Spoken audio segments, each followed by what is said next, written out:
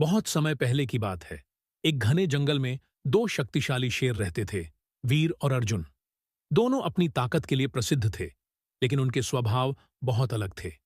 वीर शांत, समझदार और न्यायप्रिय था, जबकि अर्जुन अहंकारी और क्रोधी स्वभाव का था। शक्ति का अहंकार अर्जुन को अपनी शक्ति पर बहुत गर्व था।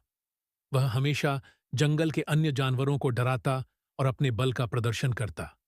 दूसरी ओर वीर अपनी ताकत का उपयोग केवल जरूरत पड़ने पर करता था और जंगल के अन्य प्राणियों का सम्मान करता था। एक दिन अर्जुन ने वीर को चुनौती दी। तुम और मैं दोनों इस जंगल के राजा नहीं हो सकते। केवल एक ही असली राजा होगा और वह मैं हूं। वीर ने उसे समझाने की कोशिश की। हम दोनों मिलकर जंगल की रक्षा कर सकते हैं। लड़ाई से किसी का भला नहीं होगा।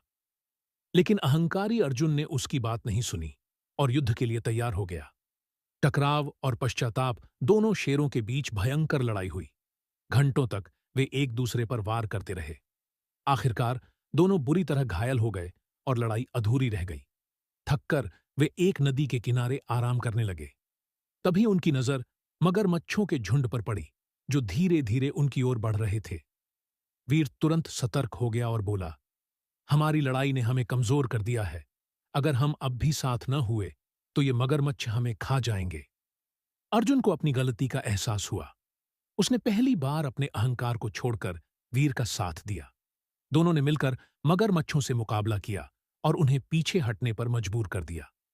सीख अर्जुन को समझ आ गया कि अहंकार किसी का भला नहीं करता। उसने वीर से माफी मांगी और कहा, अब से हम दोनों साथ मिलकर जंगल की रक्षा करेंगे।